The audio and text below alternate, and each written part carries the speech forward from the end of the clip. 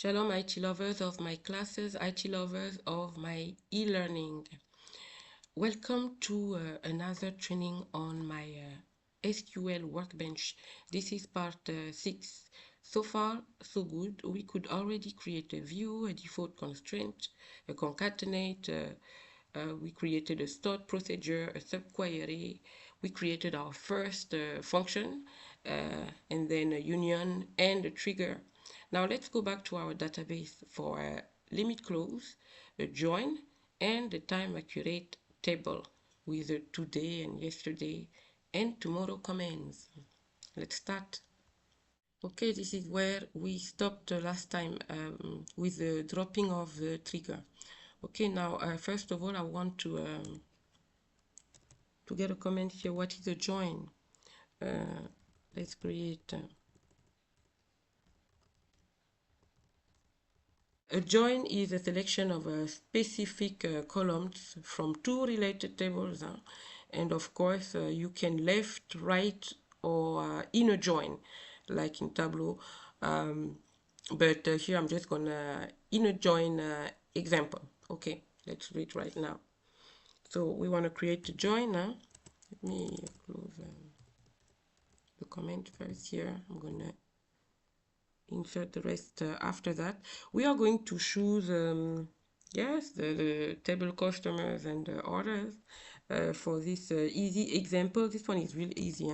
Select customer. I'm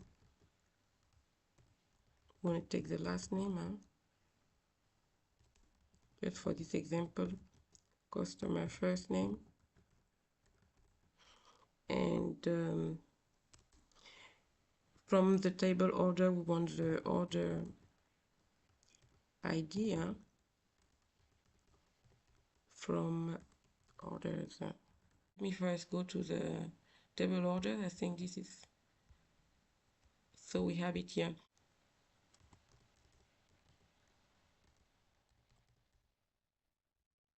The customer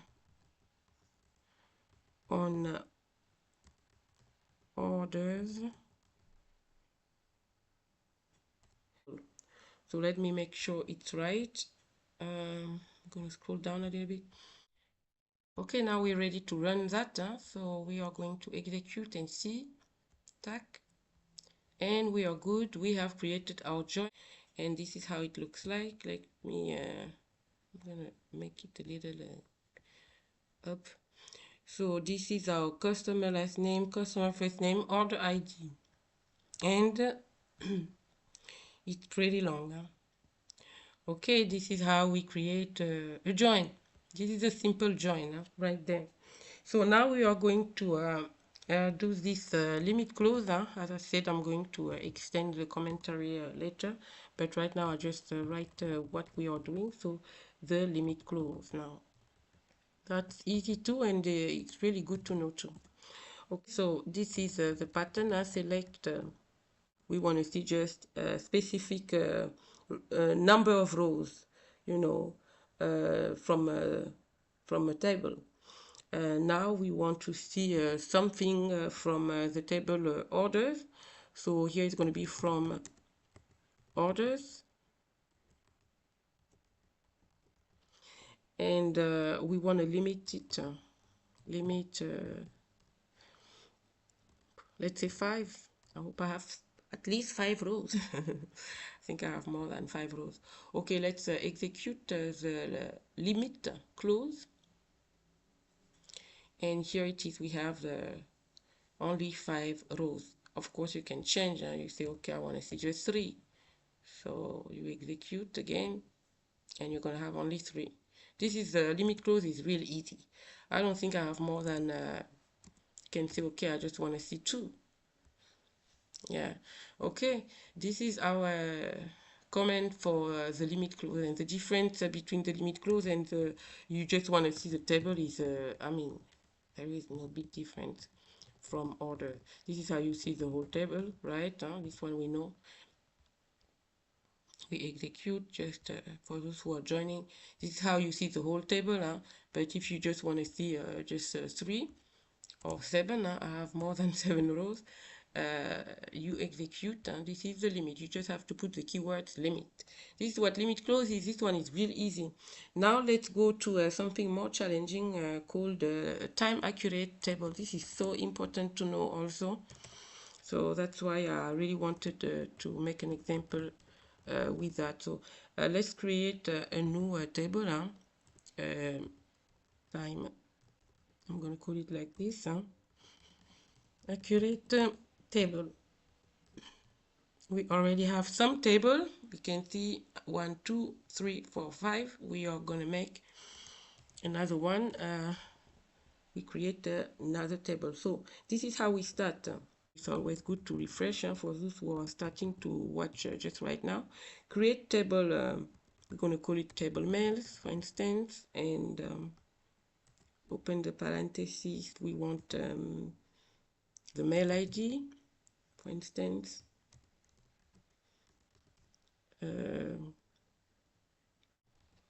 And primary and auto increment.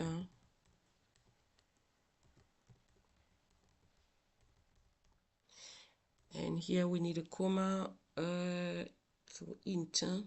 Where I did put, that's a T right there. Okay, so we move on. We want messages. We want varchar for the messages, and we're going to get 100 here. We get int2, and we're going to want let's say message date, and this one is going to be date. And what do we want? We want message time, and this one we want time, comma, and message date and time we want a timestamp. So here we have date, time, and timestamp. So for the message date, message time, and message and timestamp. Now we can create our table called mails. Let's execute that. So the table is created. Now we want to take a look at it. So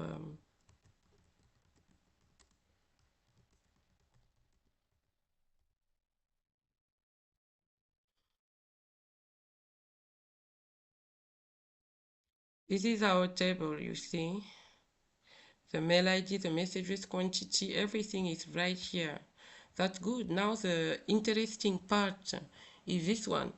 First of all, let's start with today. How about today comment first? Okay, we will insert values for today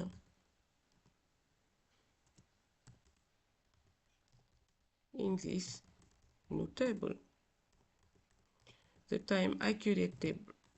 Okay, this comment for today is simple. It's like insert into mails. So we want the mail ID, the message, the messages, and the quantity. We want also the message date, the MSG. See, we have to really be careful to not make any typo. So message date, message time, and then we want the message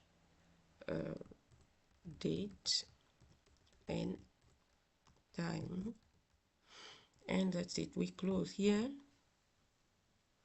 and we want to insert the values because it's not done yet. So here values, and here let's get a number. Let's start with a number 2, and here we're going to get zoom call, for instance, zoom call, and we have to make sure we get the quotation, of course. And here we're going to get an int. We need an int. Let's put a 14, for instance, And here we want the current date, and it's a method, so we have to close it empty like this. And we want the current time. Again, that's a method, so we come out here and we want the now. This is how you get it, and we make sure we close the whole thing and the semicolon. Okay, this is our command for today. So insert into mails, mail ID we want, or everything we have put up here. This is what we want right here. So we can just execute it, make sure the cursor is right here. And we could do that. Now we want to go back to the table again to see what we have done so far. And here we can execute again. And here we can see that we have created, our mail ID number 2, which is going to be a Zoom call. And we have the message date appearing. And this is the date of today. And then we have the message time, the exact timing. And then we have the message date and time. So you can see that it's working perfectly. This is accurate, and this is for today. Now let's do the same thing for how about yesterday? So it's going to be the same comment, but we're going to make some changes. First of all, a comment, insert values for yesterday now. Time travel possible in SQL, lol part. Okay, this is going to be the comment for yesterday. You insert again into mails, mail ID.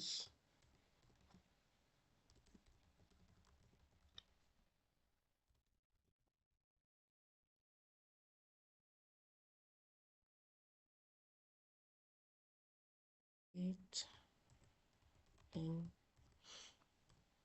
time. Okay, and now we want the values.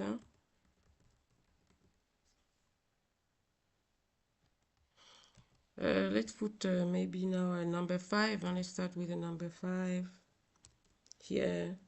And here we're gonna get an Instagram call, Insta call, like this. We had a Zoom call before, now we want an Insta call. We want 9, for instance, and here we want the current date. And now here is the trick. It's going to be -1, like yesterday. And then you can go in the past. Hey, that's incredible. Current time.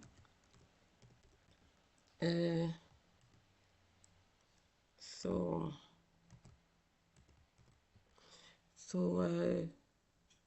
again, we want now. Here we have to be very careful. You make a mistake, you're done.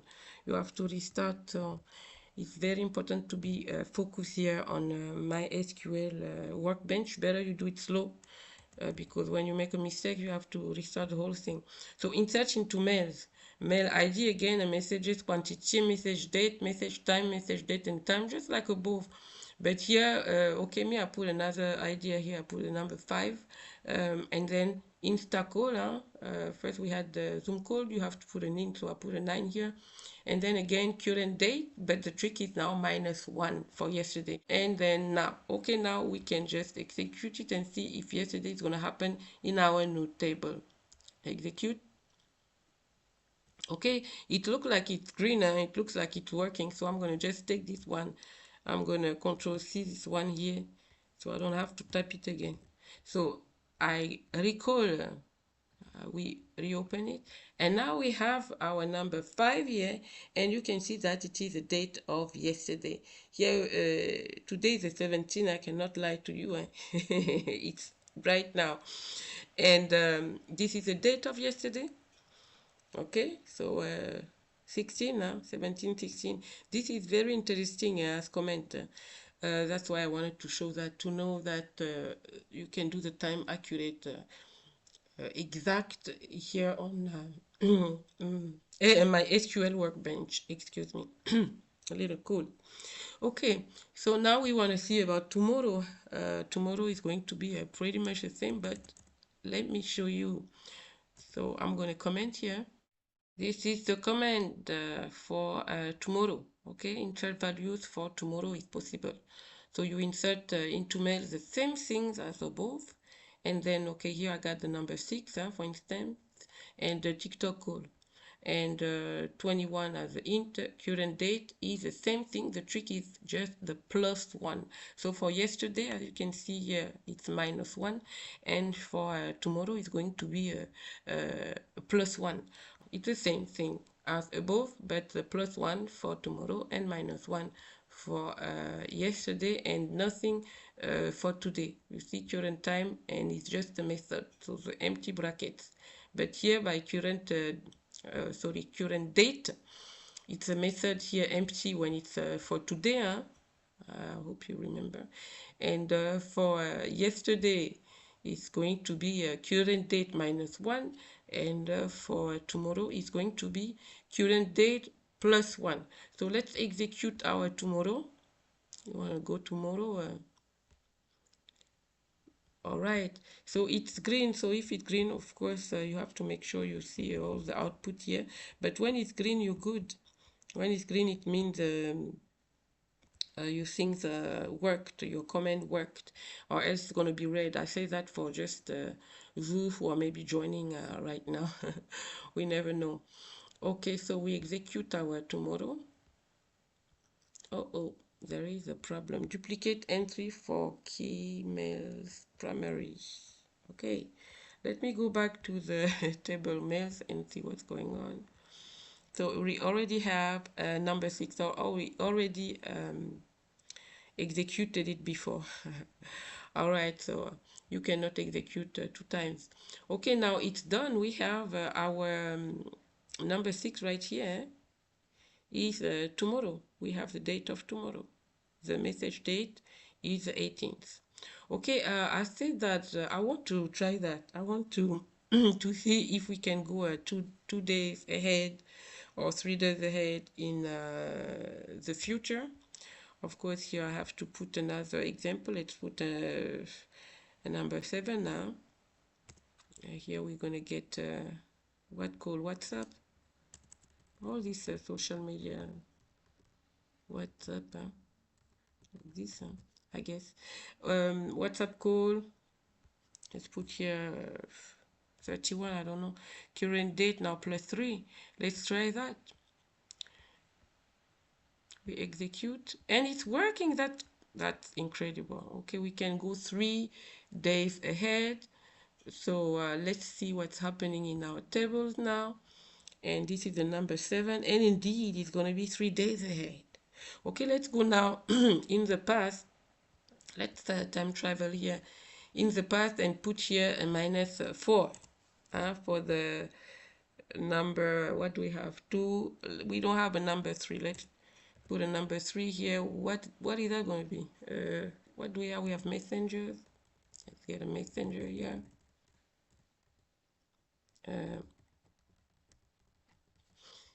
And 19.cents. Let's put yes. In the past 4 days, I said. So let's execute that and see. It's working. So we go and we take a look. And number 7 is indeed 4 days in the past. That was on the, what is that? Oh yeah, sorry, number 3. It's not, it's number 3 we created. It's number 3 with messengers, and that was 3 days in the past. Indeed, that was on the 13th, 4 days in the past, sorry, here, 4 days in the past. That was on the 14th, so it's working. You can go in the past and in the future and in the today. So I'm telling you, you better learn SQL. Okay, so that's enough for today. I hope you enjoyed it.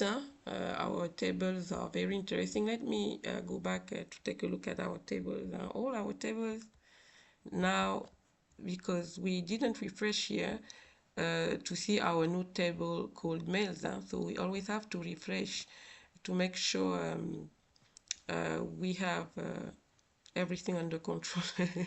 Okay, now I'm going to save our work because it's important. I'm going to call it number 6 and keep it fresh for next time. The rest is coming next if God's willing, and this is everything we have performed so far. I hope you like it. I hope you are learning something new or refreshing your memory with something you might have forgotten. Thank you for watching. God bless you. Bye-bye.